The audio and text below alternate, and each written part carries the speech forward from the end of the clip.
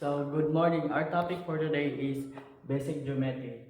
So, the basic geometry is a points, lines, line segment, ray, planes, and other moting is intersecting, parallel, and perpendicular lines. First of all is a point. So, points is a point is indicate a position in space. It has no length, breadth, or thickness. So PRS is a point of space. This is how to read a point. Point P, point S, point C. So the next is the lines. So lines contain is infinite number of points. So this is an example of the lines. This is the PR or the points of lines. This arrow maintain about the distance of the lines. So symbolically, how to read this is P, Q, and Q and R. The next is the line segment. So line segment contain an infinite number of points. It is the fixed distance between 2 points only on line. So it has 2 endpoints. So this is the example of segment is lines. First is the D and the A. The symbolic is as D and or A. Example of this is the measure about the ruler. I have no ruler but I explain it. Measure and a line segment. The distance between the points called the length of the segment. So example of measure segment is we use our X and Y. So I measure the ruler and the measure of the ruler is about X and Y is 5.3 centimeter. The next is a plane. A plane is a flat surface in extent infinite in all direction. So it has no boundaries. So this is the planes. Example of the planes. There are no boundaries like that. Array contains in number of points. Array has one endpoint and the other is the array is extended infinitely. So the example of the array is that we use X and Y.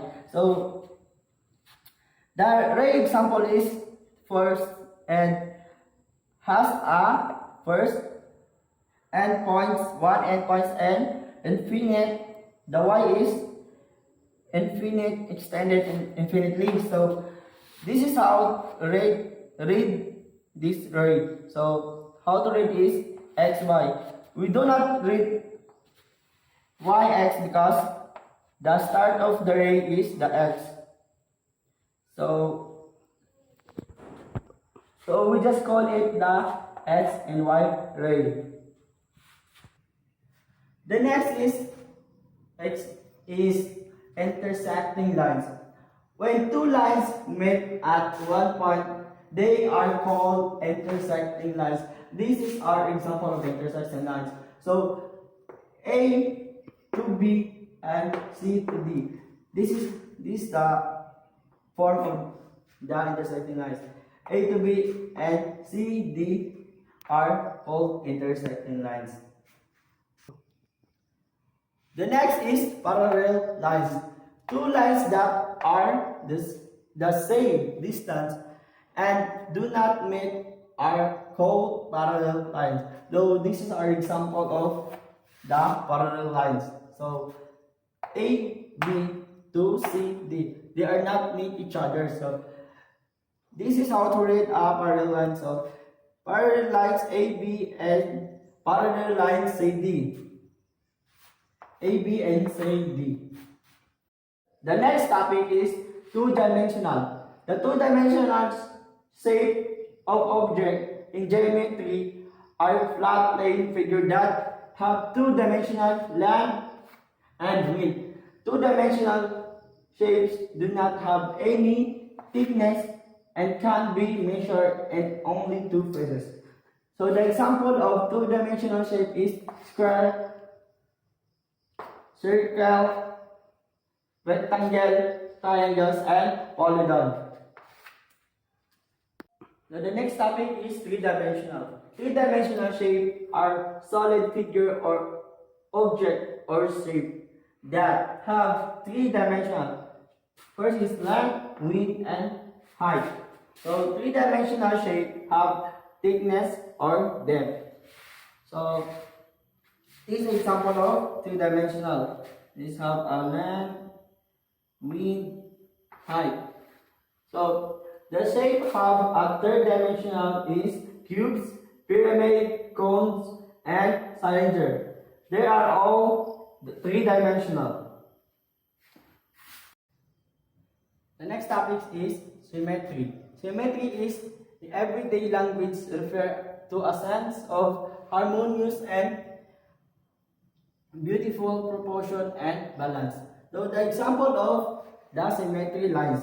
So first is lines of symmetry, square, line of symmetry of rectangle, have two lines, and the square is four lines, and the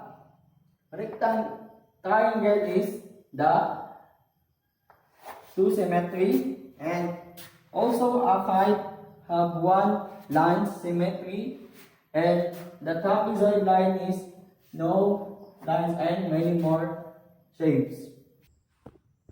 The last topic is titillation. So titillation of or tilling of flat surface is the covering of a plane using one or more geometric shape called tiles with no overlap and no gaps. In mathematics, titillation can be generalized to higher dimension and a variety of geometry. So, a periodic tilling has a repeating pattern. Some special kinds include regular tilling with regular polygonal tiles, all of the same shape, and semi-regular tilling with regular tiles of more than one shape, and every corner identically arranged. The pattern formed by periodic tilling can be categorized into 17 wallpaper groups. A tilling that lack of repeating pattern is called non-periodic. Periodic tilling uses a small set of tiles shape that cannot form a repeating pattern in the geometry of higher dimension. A space filling of honeycomb is also called a titillation of space. A real physical titillation is a tilling made of materials such as cemented ceramic squares of hexagon.